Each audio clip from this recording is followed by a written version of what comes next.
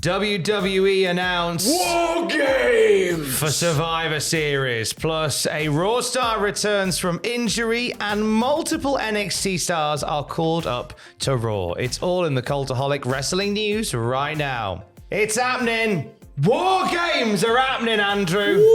Wait, well, so at Crown Jewel, it was actually announced that the pay-per-view or the premium live event was going to be called Survivor Series War Games, but we were just waiting to see where things would fall in terms of the match itself. Exactly, and last night we found out. We did, yeah. Raw ended with the Judgment Day, JD McDonough, Seth Rollins, Sami Zayn, and Cody Rhodes all brawling around the ring, and now Raw General Manager Adam Pearce came out. He was like, you want to play games? You want to play games? Connect 4. No, he didn't. He just didn't. Brings that Scrabble.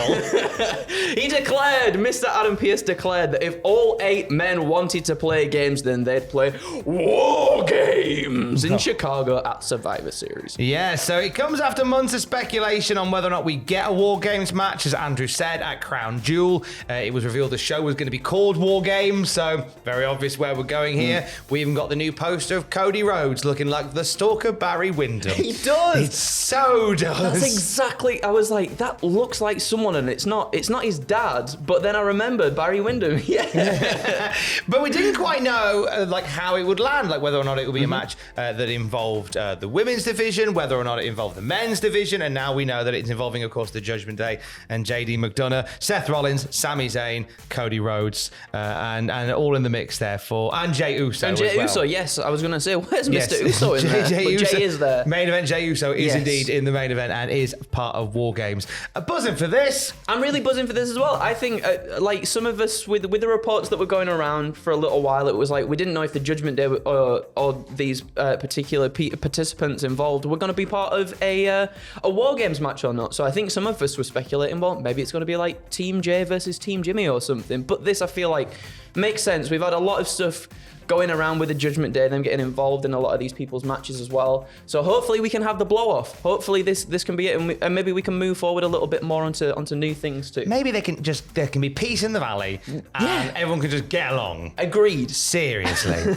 Also last night on Raw, The Miz, as a result of winning a fatal 4-way over Bronson Reed, Ivar, and Ricochet, is the number 1 contender for the Intercontinental title. He's facing Gunther of Survivor Series. Interesting little setup there between those two. Yeah, do you know what? I'm really excited for this because in such a short space of time, it feels like The Miz has turned babyface. And last night in that fatal four-way, he was pulling everything out of the bag. He looked amazing, and I'm genuinely so excited to see Gunther, who is like this now one of the most decorated, if not the most decorated, sort of Intercontinental champion in terms of how long his reign has been. With The Miz, who is also like one of the, when you talk about Intercontinental champions, I feel like The Miz is always in the top list of people who have held that title as well. I'm really excited for this. Genuinely so buzzing for it. Also last night on Raw, Zoe Stark outlasted everybody in the Women's Battle Royal and last eliminating Shayna Baszler in emphatic style. A couple of super kicks on the apron and a DDT and she was done.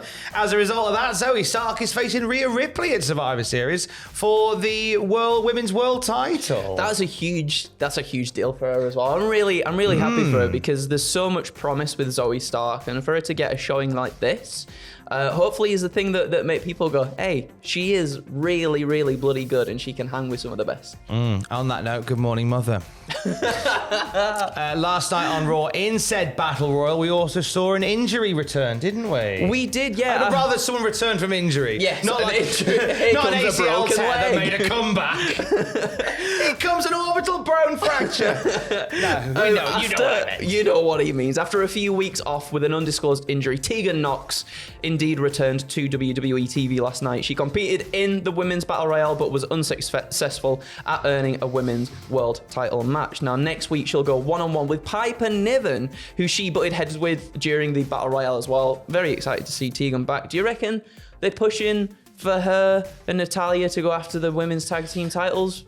maybe eventually. I think they may get back to that point now. Now that Tegan's good to go again, I think it was something that they were certainly building towards, and maybe now we can get back on track with what they were planning there, in what is a seemingly cursed women's tag team division. Yeah, even more so. But I think obviously getting her and Piper Niven in the ring together is clearly leading towards that once again. Definitely. I'd hope. If you're not doing so already, subscribe on the Cultaholic podcast feed. Got a massive week of interviews, exclusive interviews this week. Right now, my chat with Matt Dickey, aka M Dickey, is waiting for you now. A famous and infamous video game developer, and he admits as much.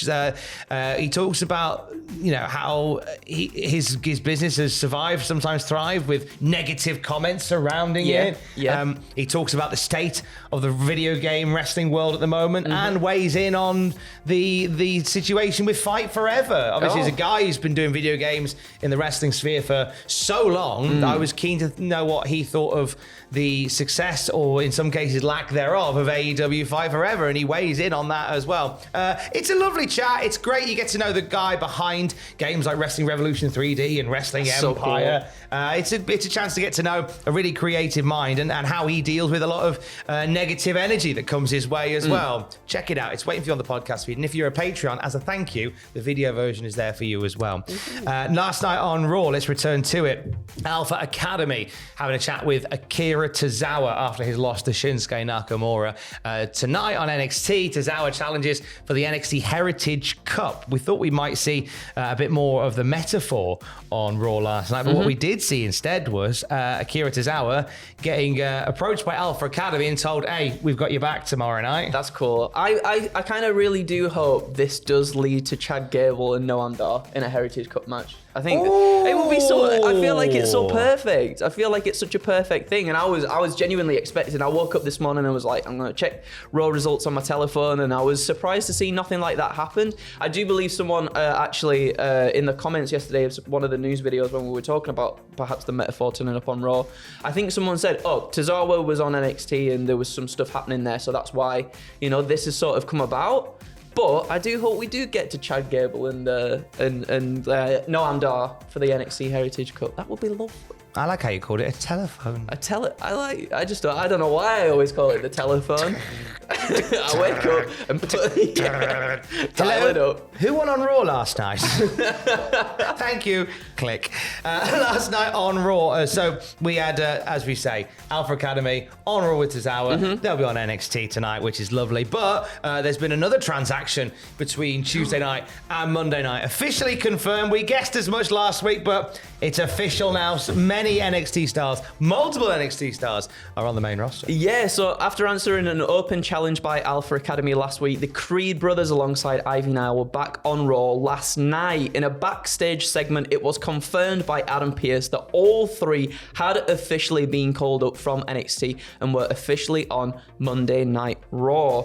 Their first night on Raw proper saw Julius and Brutus face Johnny Gargano, and Tommaso Ciampa, who they defeated with the help of interference from Imperium and Ludwig Kaiser getting on the apron there and doing all bits and pieces. Also, Ivy Nile competed in the Women's Battle Royale, and while she didn't win, she made it to the Final Four, which is a big deal for her. Great showing for Ivy Nile. Absolutely, yeah. Great show. I'm so happy. They're long overdue on the main roster, these three. Me too, and I think now more than ever we need those titles split so we can put a pair of tag team titles on the Creed brothers because they're so bloody good. Split those titles. Yeah, split the titles. Split those titles and get some on the Creeds. We'll have more wrestling news for you throughout the day at cultaholic.com. Keys. I love you. Bye.